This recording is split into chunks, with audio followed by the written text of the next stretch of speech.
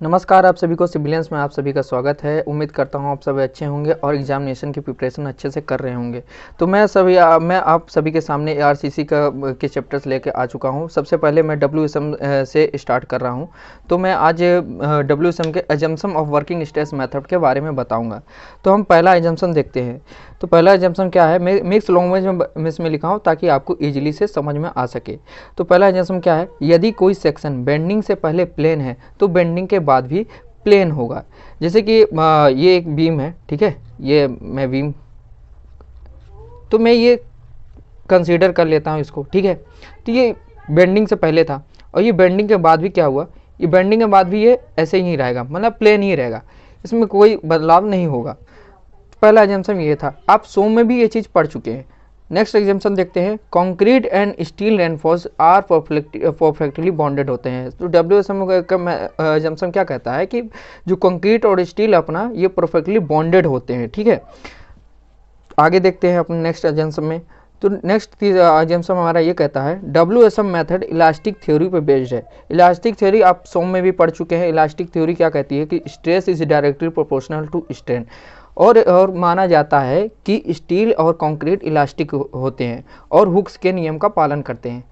तो लेकिन जनरली ऐसा नहीं होता है। स्टील स्टील और कंक्रीट इलास्टिक नहीं होता। कंक्रीट क्योंकि एक ब्रिटल मटेरियल है, लेकिन और इसमें डब्ल्यूएसएम मेथड में इसको एजम्पशन को यही माना गया है कि ये इलास्टिक होते हैं। यही एक इसका एक कमी थी डब्ल्यूएसएम का, बाकी तो सब सही था, ठीक है। आगे चलते हैं अपना आगे के उसमें।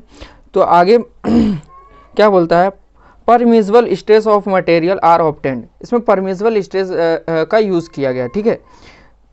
और फिर नेक्स्ट आगे बात करते हैं।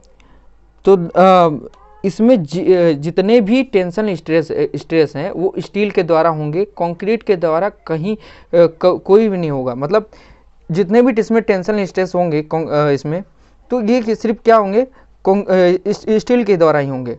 कंक्रीट के द्वारा कोई भी टेंशन स्ट्रेस नहीं होगा, जबकि ऐसा नहीं होता है। कंक्रीट के भी एक टेंशन स्ट्रेस होती है, ठीक है। आगे हम देखते हैं आगे के एग्जाम्पल के। The modular ratio has the value 280/3 sigma CBC। ये एक वैल्यू है जो अपन मॉडुलर रेशियो में लेते हैं। आगे भी हम जब इसके बारे में हमें देखेंगे, अभी हम आगे के में तो इसको डिटेल में हम थोड़ा पढ़ लेंगे, ठीक है। आगे देखते हैं, इसमें फैक्टर ऑफ सेफ्टी का यूज़ मटेरियल के लिए किया गया है। इसमें फैक्टर ऑफ सेफ्टी का यूज़ किया है मटेरियल के लिए। तो इसमें डब्ल्यूएसएम की बात कर रहा हूँ मैं। Factor of safety of concrete जो लेते हैं हम वो 3 लेते हैं, ठीक है, कंक्रीट के लिए। और factor of safety for steel कितना लेते हैं, 1.78 लेते हैं फॉर स्टील के लिए, ठीक। फिर आगे नेक्स्ट और हमारा लास्ट जो है वो इसमें जो स्ट्रेस और स्ट्रेन डायग्राम है वो लीनियर होता है।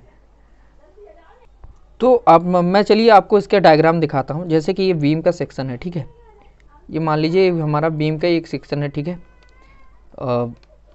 डायग्राम थोड़ा सा ख़राब बन रहा है, कोई बात नहीं, आप एडजस्ट कर लीजिएगा। तो ये हमारा बीम का सेक्शन एक वो है। तो मैं इस सेक्शन को इधर ले आता हूँ, ठीक है।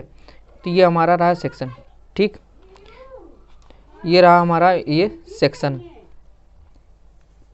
इसमें हम क्या करते हैं, यहाँ से एक न्यूट्रल एक्सेस जाती है। यहाँ पे आपको पता है, सबको आपने सोम में पढ़ा है कि यहाँ से न्यूट्रल एक्सेस जाती है। ये होता है हमारा लेंथ, ये जो हमारी होती है लेंथ होती है। ये हमारी ब्रेथ है ऊपर, हाँ ये ब्रेथ है। और ये हमारी जो है डेप्थ है, ठीक है। तो ये हमारा रहा, ठीक है। तो यहाँ से न्यूट्रल एक्सेस जाता है।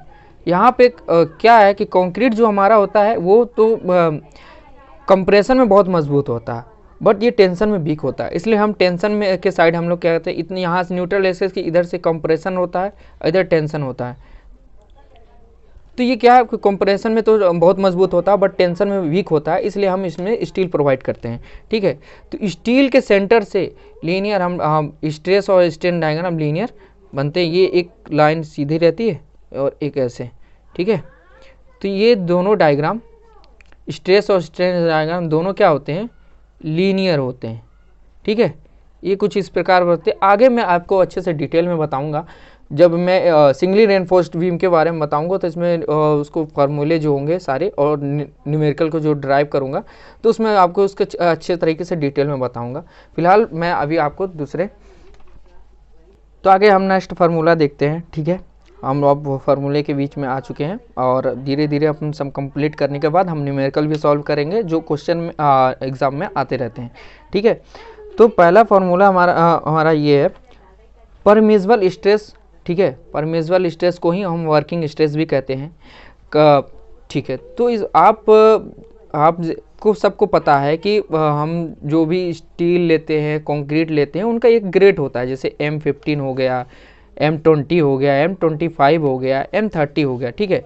तो जो M15 है, ये जो यहाँ पे M15 है वो क्या है, वो कैरेक्टरिस्टिक स्ट्रेंथ है या फिर अल्टीमेट स्ट्रेंथ आप कह सकते हैं, ठीक है। तो इसकी वजह से हम चलिए हम कंक्रीट और स्टील दोनों का हम परमिसिबल स्ट्रेस निकाल के दिखाते हैं, ठीक है। तो कंक्रीट के लिए परमिसिबल स्ट्रेस इक्वल टू क्या होता है, ultimate strength of concrete upon factor of safety. Factor of safety जैसा कि मैंने सबने आपको बताया था कि फैक्टर ऑफ सेफ्टी कंक्रीट के लिए क्या होता है। तो ये फैक्टर ऑफ सेफ्टी हमारे एग्जाम्पल के लिए ये हमने लिखा था 3, तो ये 3 रहता है, ठीक है। Ultimate strength of concrete, ultimate strength of concrete क्या है, जैसे कि M15 हो गया तो 15 ले लिए अपॉन 3 जो है हमारा फैक्टर ऑफ सेफ्टी, उससे हम ये निकाल लेते हैं, ठीक है। तो इसी तरीके से ये मैंने एक टेबल बना के रखा है, ठीक है। तो permissible stress of concrete in bending for compression, bending के लिए रहता है, ठीक है। बेंडिंग के लिए 3 रहता है, बाकी उसके लिए फिर आपको इसकी फैक्टर ऑफ सेफ्टी अलग हो जाती है, ठीक है। इसको तो सिग्मा CBC से डिनोट करते हैं, किसे करते हैं हम लोग, सिग्मा CBC से। सिग्मा CBC सी यानी कि कंक्रीट बेंडिंग कंप्रेशन, ठीक है। उसको न्यूटन पर mm² में होता है। तो M15 के लिए आप एक बार सॉल्व करके देख लीजिएगा। M15 के लिए आप डिवाइड करेंगे तो ये आएगा 5 आएगा, और दूसरा M20 के लिए करेंगे तो समथिंग 6 पॉइंट कुछ आएगा, तो अपन ये 7 ले लेते हैं, और ये इसका 8.5 और ये 10 रहता है, ठीक है। तो आप एक बार करके भी देख लीजिएगा। फिलहाल ये IS कोड में निर्धारित किया गया है, ठीक है, ये जो भी वैल्यू हैं। आगे देखते हैं, अब हम कंक्रीट के लिए देख लिए परमिसिबल स्ट्रेस, अब हम स्टील के लिए देखेंगे। तो परमिसिबल स्ट्रेस ऑफ स्टील, ठीक है, तो इसमें हम अल्टीमेट स्ट्रेंथ लेते हैं, इसमें यील्ड स्ट्रेंथ लेंगे, यील्ड स्ट्रेंथ ऑफ स्टील, ठीक है, yield strength of steel upon factor of safety. Factor of safety इसमें क्या, मैंने पहले भी एजेंसी में भी बताया था आपको कि 1.78 लेते हैं, ठीक है।